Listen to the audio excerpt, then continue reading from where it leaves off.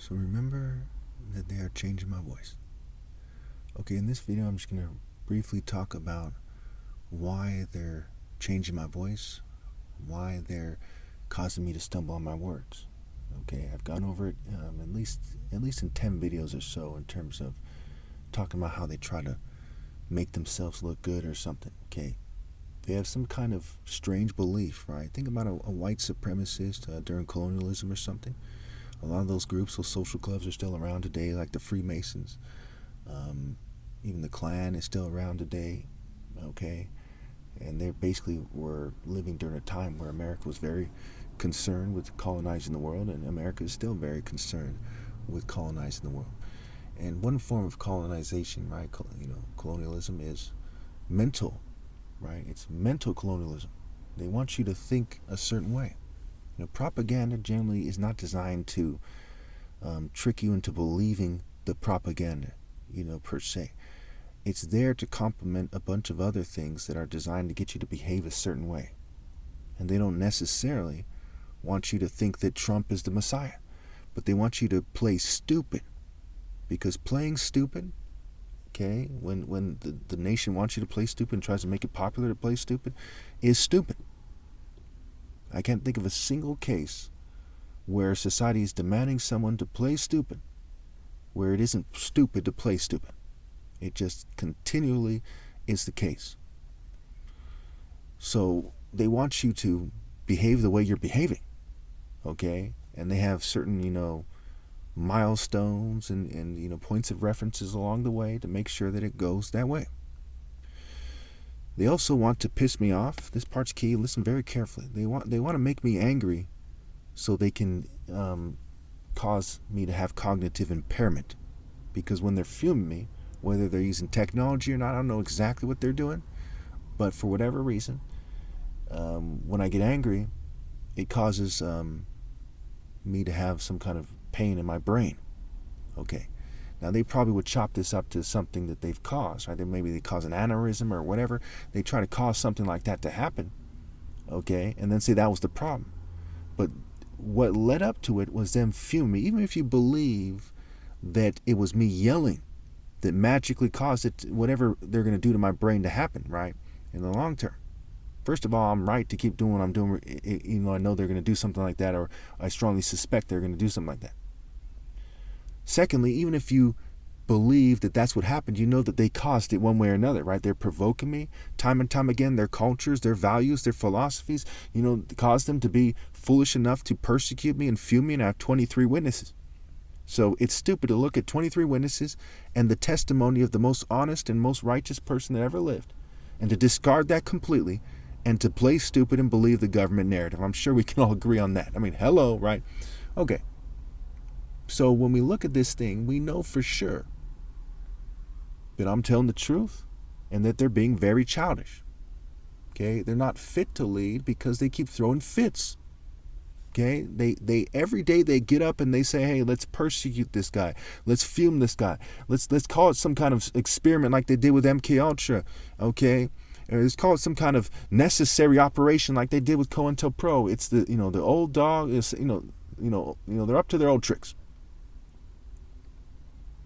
Same dog, old tricks. Same old tricks. However the saying goes. That's what's going on here. And if anyone happens to hear my videos or something, whether they work for them or not, they want them to kind of be annoyed by it too. There's some degree of that. And they're doing that while they suppress my videos. Now, to some degree, they also believe, and I'm sure about all these things, mind you, they also believe that they are trying to get at God's spirit as a psychological process. What's the difference between actually believing in God and actually trying to serve God? And being some kind of racist, Western neo-colonialist, okay, neo-colonist, and using psychology to pretend that they are magically superior. Okay.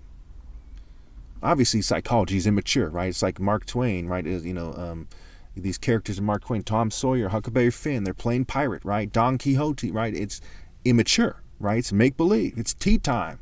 It's pretending they're G.I. Joe, pretending they're X-Men, right? Do they have an X-Men, lunchbox too, right? I'm just saying this to put this in perspective, try not to offend anybody, and these are the facts that need to be understood. Sometimes you make a little joke. It helps people to understand what's going on. So when we look at this thing, we see that, even the rules on social media are designed to prevent me from effectively doing what I'm doing right now.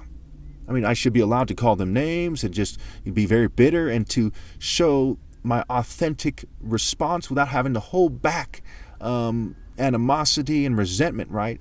Because I'm the victim here. If someone was raped and they're running out of, a store and they say, this person was raped and this was the aftermath, and they're cussing at the person on the news and they're blanking it out, they allow that. They allow that to be said and they blank things out, right? Because that's important. That's the news. Okay, Christ's response to them persecuting me. And remember, they have no viable counterargument to the fact that I'm Christ. And they have no viable counterargument to the fact that they're persecuting me. I have 23 witnesses. That's important. But social media doesn't make that distinction. It's the same kind of unreasonable thinking that the governing class has with their core philosophies. They don't say, hey, we're just doing psychology and this is the most righteous person that ever lived. Okay, and it's actually in reality affecting them and their families in more than one way.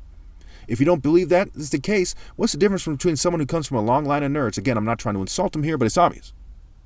And someone who comes from a long line of African martial arts, right? One's going to come out like the Black Panther times 10, right? And the other one's going to come out like, some cartoon nerd or something. No offense to anybody, but it's why. Because in reality, their actions, their beliefs, their movements, their decisions affected them. And one is far, far better off as someone who comes from a long line of righteous people who dies rather than conforms to a world run by evil, Riddler, Joker, Penguin type of people, Lex Luthor, Prince Humperdinck. If you don't know that, my gosh, man, what the hell, right? How did your parents raise you? What kind of cartoons did you watch? What kind of church did you go to? Why don't you understand that? When someone says, over my dead body, you thought that that's just a saying? You think that never is something that is logical to actually, live? When Patrick Henry said, give me liberty or give me death, you thought he was crazy or something? You thought he was bold and you're a coward? I mean, what don't you get about this? And we see a whole nation, we see a whole planet that refuses to live the obvious fact that death is far preferred to playing stupid about people persecuting the most righteous person ever and refusing to rally to the most righteous person ever, which is me.